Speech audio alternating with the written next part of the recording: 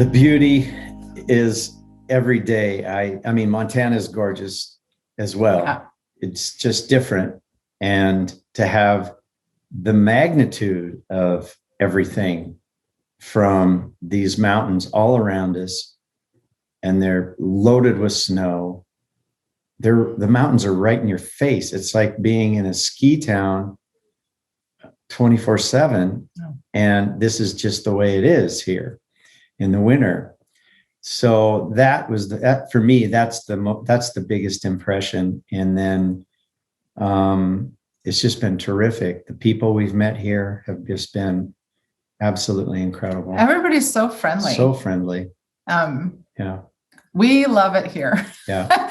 we really love it here. It does feel like coming home, although I really had only spent 1 year here, but I love it. Every day we go outside, we're just like, we love it here. So we're super happy.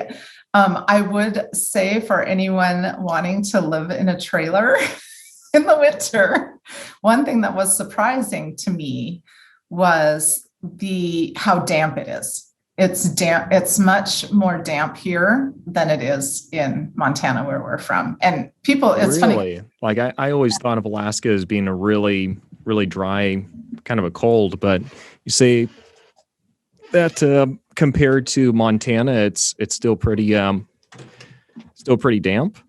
Yeah, it is. Being right on the ocean here, the I don't know how it all works, but just having this massive body of water here, regardless if it's winter or summer, it's going to pull the humidity around. And in Montana, you don't have that.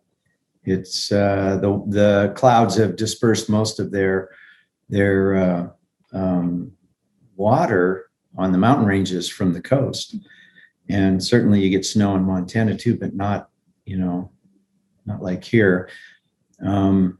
So I think it's just an atmosphere thing. I mean, it's not grossly humid like being in a rainforest. I assume the Southern Panhandle would be quite different of Alaska or BC or, places along Washington and Oregon. Those are very humid places, jungle areas around the world. It's not like that here for sure, but it's definitely more than what we're used to in Montana. So the condensation, when it gets cold, there would be a few times where we'd have ice on the walls of our trailer.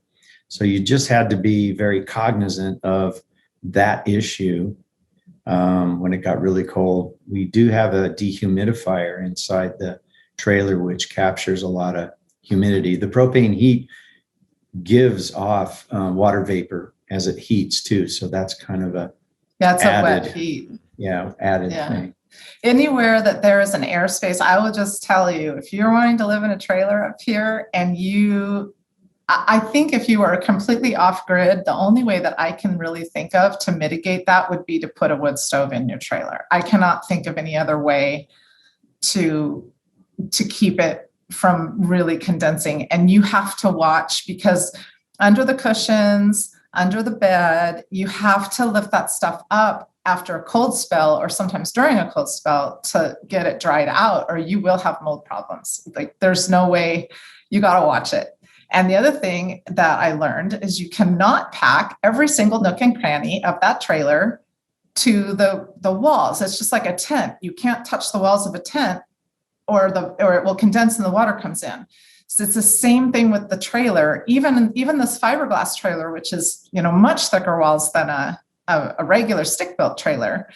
But I had to go through, and so anytime it got really cold, we opened all of the cupboards and cabinets, made sure that there was nothing touching the exterior walls, checked daily for dampness. When it starts to warm up and that ice starts to melt, you better dry it off right away and get it, pull all your shades and so there's just kind of some mitigation things like that.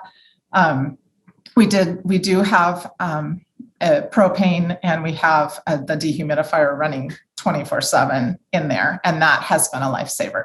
Because the other thing is that if it's damp, your temperature is going to feel a lot colder than it actually is. So you're just you just can't get warm if it's too damp. It's really difficult.